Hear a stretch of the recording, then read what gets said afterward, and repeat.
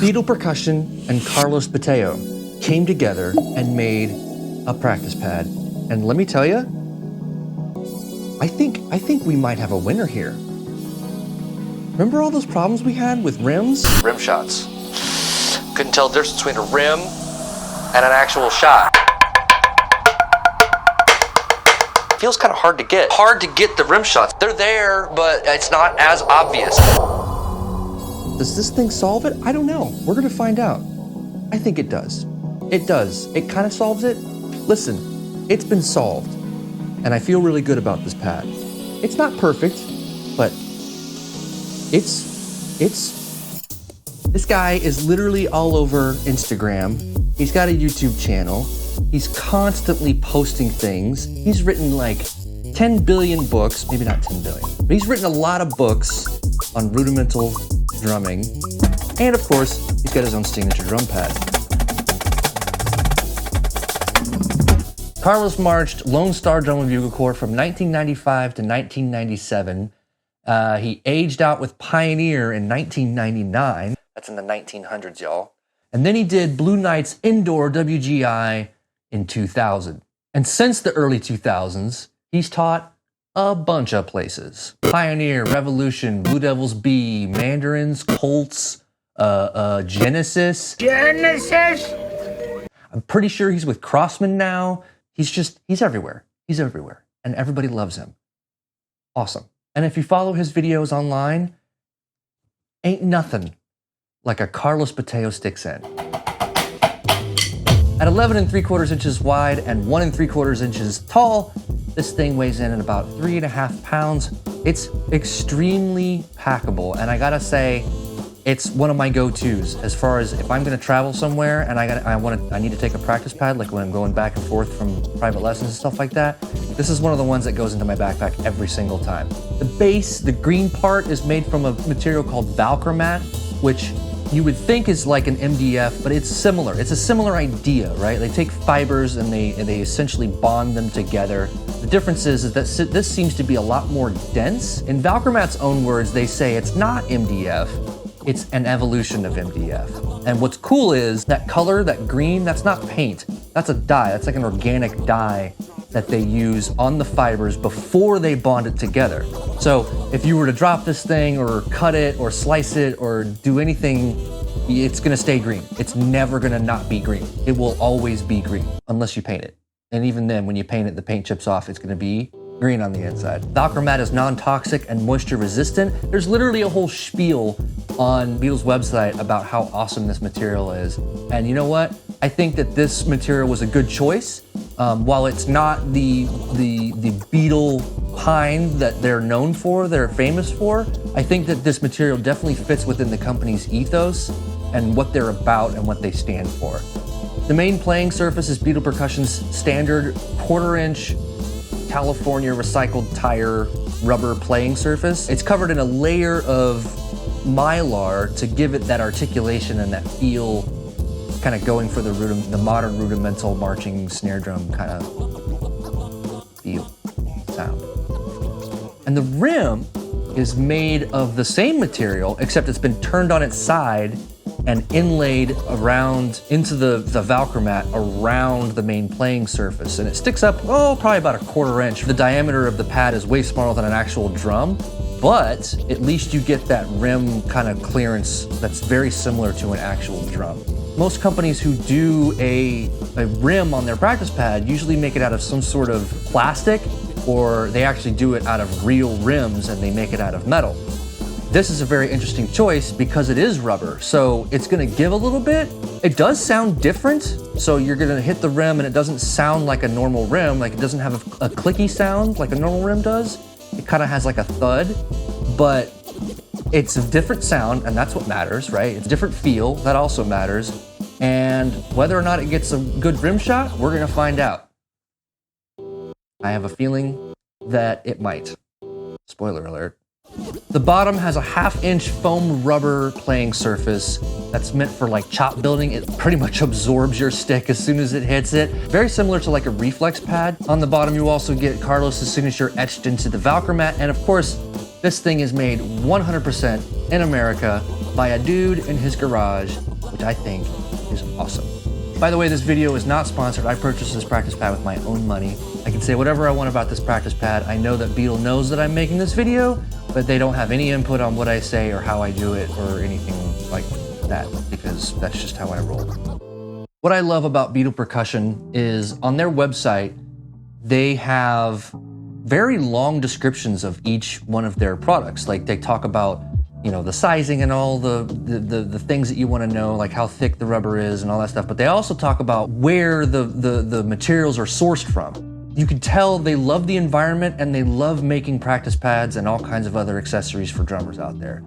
And you know that Beetle Percussion has a passion for what they do, because all you got to do is follow their Instagram account. They just love what they do. And that's what you want out of a company that makes things. You don't want a company that just makes stuff because they know it's going to sell. You want a company that makes stuff because they believe in the product and they love the product and they love the genre of product that they work with.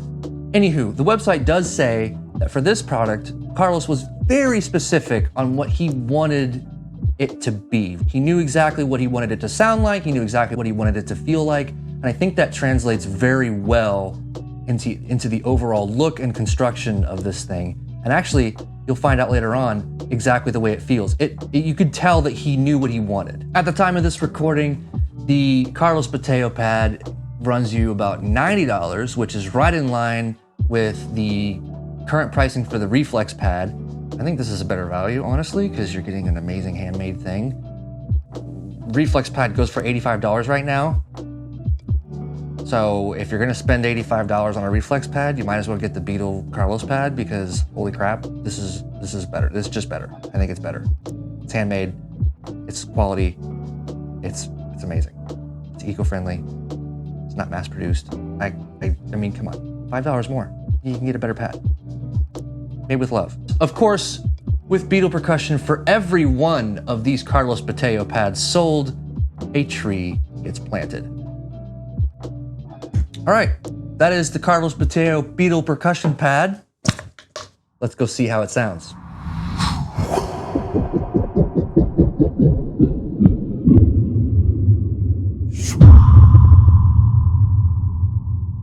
Finally got some FSPR 2s. Shout out to Steve Weiss.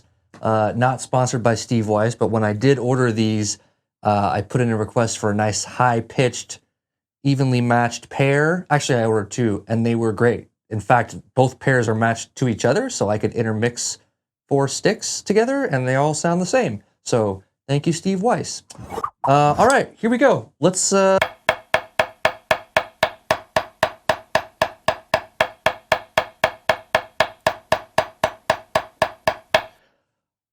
I really like this sound. It's kind of halfway in between this and the what am I trying to say? The Invader V3. So it's not quite as tabletop-y. Yeah, it's not quite as tabletop-y as the V3. It's got a little bit more give to it, and I think that's because of the whole quarter inch of recycled rubber, right? Like I feel like that is giving me a little bit more relief. I don't feel like I'm playing on a tabletop so much, like a concrete slab, you know?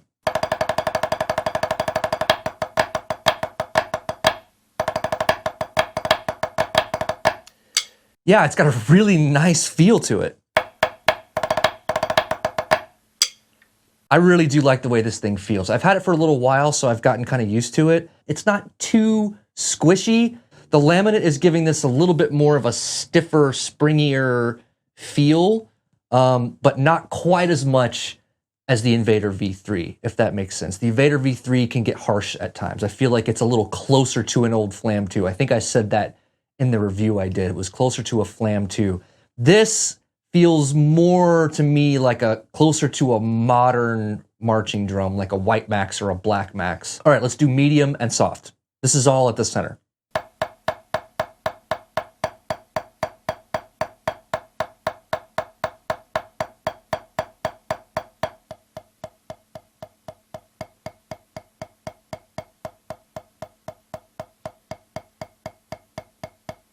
How about it towards the edge?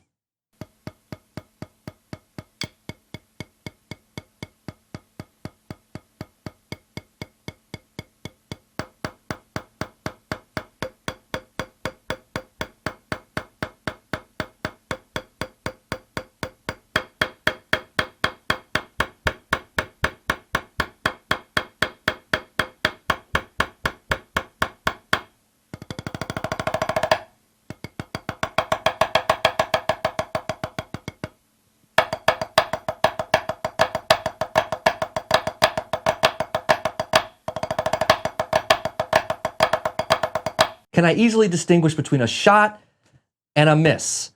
The website says I can. So there's a distinct difference between a regular note and a shot. So that's good, right? There's a regular note, and here's a shot. That's quite a bit of a crack, right? I really like that shot sound. It's got that slap sound, like a pad that doesn't have a rim, right? Like an old gum pad, like my Real Feel. I don't have it with me. My Real Feel is one of those old school ones where half of it's the gum rubber and half of it's the black rubber. And I used to play with the gum rubber farther away from me so that when I hit shots, my shoulder was hitting the black part, the harder, more crisper side. And so I got this really good crack of a shot on that old Real Feel. That's what this reminds me of. Nice slap of a shot. It's really good. Now, is it different than hitting the rim? That's the question. Yeah, it is. It's like a chunk, thuddy, just a wow. Flub, flub, flub. You miss, and that's what it sounds like. I don't need my rim to sound like a rim. I don't need it to go clickety-clickety, right? As long as it's different than the main sound, different enough, right? The Off-World pad, the Innovative pad, the ProLogix pad, those all had distinct rim sounds, which I enjoyed. The problem was you couldn't get a distinct shot sound. I can definitely tell on this if I'm hitting a shot and I'm missing. I love how I can just nail the shot right off the bat. Like, I wasn't even trying. It's the psychology of it, I think. Because I can hear a distinct difference, my body's able to tune in and go, okay, keep it right there because we heard a difference, right? And it feels a little different too. It's a little bit squishier than a normal rebound, right? Yeah, it squishes a little more for the shot than it does for a normal note. So my brain is interpreting both those things. It's interpreting the sound difference and it's interpreting the feel difference. Therefore, I'm more confident in nailing a shot every single time, and especially right off the bat. I'm easily able to tune my body to it, which I think is a huge advantage for this drum pad.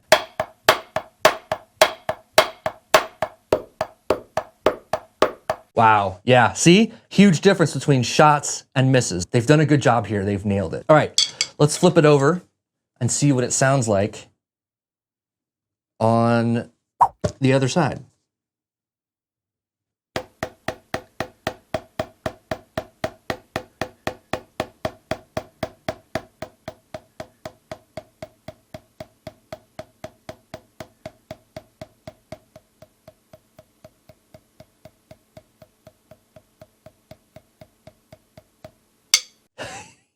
Yeah. I mean, it's doing exactly what it's supposed to do. It's eating my sticks, right? It's just soaking up all that energy and making me work for it.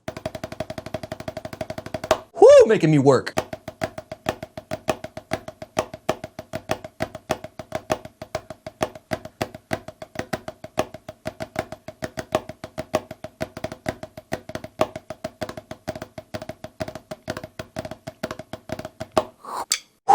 Yeah, you're gonna work. You flip it over on this side, you're gonna work. I think it's a great addition to this pad. I mean, they could have easily just done it with something similar to the top, but without the Mylar laminate, but they didn't. They gave us a chop out side, and I really appreciate that. Now you get the best of both worlds. So for $90, you're getting a really good chop out pad, but you're also getting a really good pad with a rim. So let's put it on the lap and see how it sounds and feels.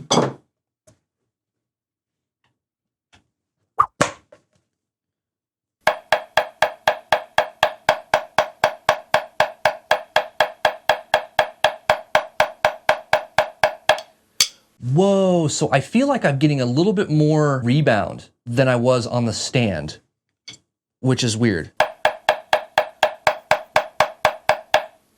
Maybe it's because the stand wasn't beefy enough. Maybe it's my legs. And it would be interesting to see what happens when we put it on the desk, which reminds me, hot coffee.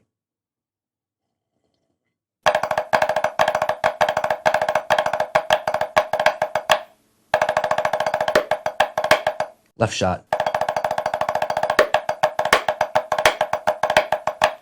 I always sucked at left shots.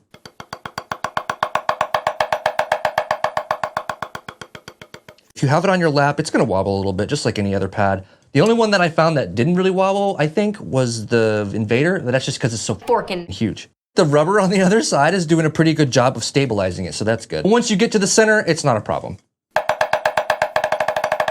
All right, let's flip it over and see what the other side sounds like and feels like on my lap.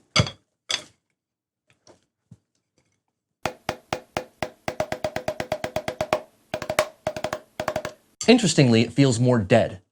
If it can get any more dead, it feels more dead. What's cool is the rim on the other side, because it's rubber, it's kind of helping it keep its place, which wouldn't be the case for all those rims that are plastic.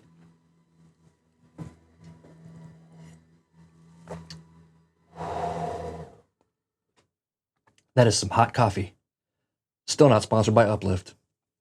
All right, we've got this thing on the desk, and I've got it, I've adjusted my mat so it's completely on the mat. We won't get any wobble, plus it'll be a solid sound all the way through. So it'll be the mat and my inch and a quarter? Yeah, it's like an inch and a quarter worth of plywood tabletop. Yeah, this is one of those pads that you're gonna enjoy stacking. It's actually opposite of all the other pads that I've tried, right? Like this one's good on a stand, better on my lap, and even better on the tabletop. I really like it on something thicker. Shots feel really good, they sound really good. Here's the miss.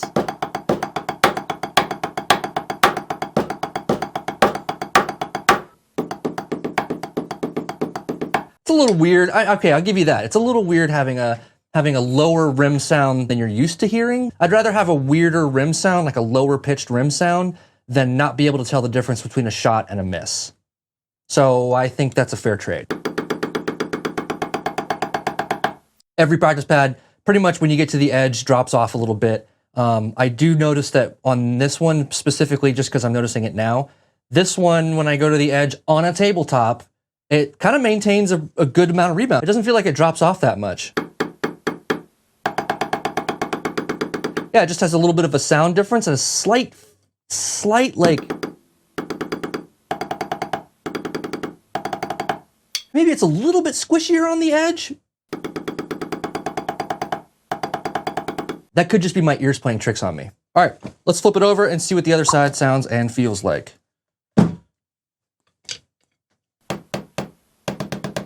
To be expected, it's eating my sticks. Eating as in like absorbing everything. Not a whole lot of change. Again, it feels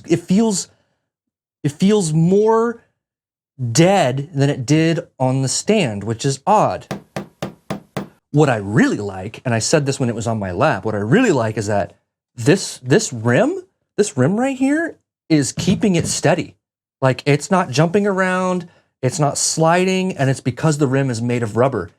That's fantastic. I love that. That's probably an unintended, like, did they know that was what they were gonna get? I mean, I'm sure they did it and they were like, oh, this actually works out. Maybe they didn't even notice, but I noticed and I love it.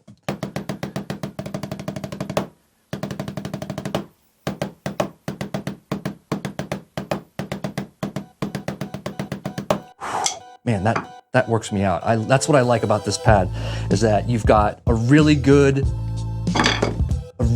main side, and then you've also got this chopped out side. This is a really, really great pad. Do I recommend it? 100% I do. Not just because I love Beetle Percussion as a company and what they stand for and the products they put out and the sustainability and all that jazz. I love that about them. I also love that it's a small company and he's working his butt off to fulfill orders and he's trying to grow and all that stuff. But I also love this design. This is a really great design. They did a good job with this pad. It feels good, it looks good. No other pad looks like this. Even though it's not made out of pine or anything like that, you can tell this is made by them. Really, really, really good pad. A couple of things I don't like.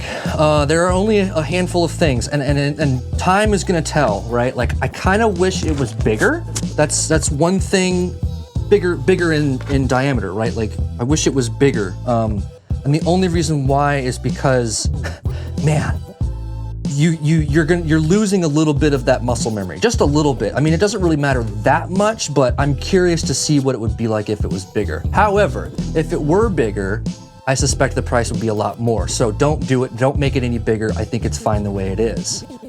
I'm just curious to see what it would feel like and sound like if it was bigger and if it would be worth it. I'm not sure that it would be worth it to make it bigger. So that's a small complaint. The other one I have is, as much as I like the rim, I'm nervous about it. I'm nervous about this rim. I really, really, really like this rim, and it's working and it's giving me exactly what I want. I'm able to notice when I hit a shot and I'm noticing when I miss. It's a huge distinction and I love that. What makes me nervous is how rubbery it is.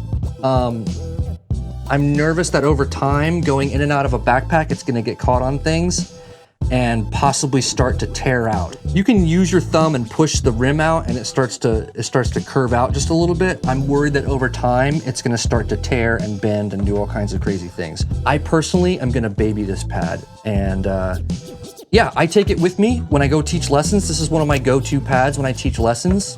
This being my other go-to pad when I teach lessons, and we'll do a review on this later. I really dig this pad. I think it's worth it. It's $90. Like I said, you're supporting an amazing company. For the money, I think when you think about its competition, you're thinking ProLogix, you're thinking Offworld, you're thinking a Reflexx pad. If you're gonna get a Reflexx pad, if you're thinking about getting a Reflexx pad, get this, because you're gonna get the Reflexx, but you're also gonna get this amazing side with this amazing rim. I can't, that's all I'm saying. It wins. This practice pad wins. If you have any questions, of course, leave a comment and I will get to you. I'm pretty good at getting to comments right now. I only have like 1,000 subs, so subscribe if you're not already. Tap an eighth note on the like button if you dug this video and you think I'm awesome. And please play a diddle on the dislike button if you think I'm dumb. Hit the bell icon if you want notifications every time I post something. I don't do it very often at this point, only because I have a full-time job. I'm a full-time parent. And I'm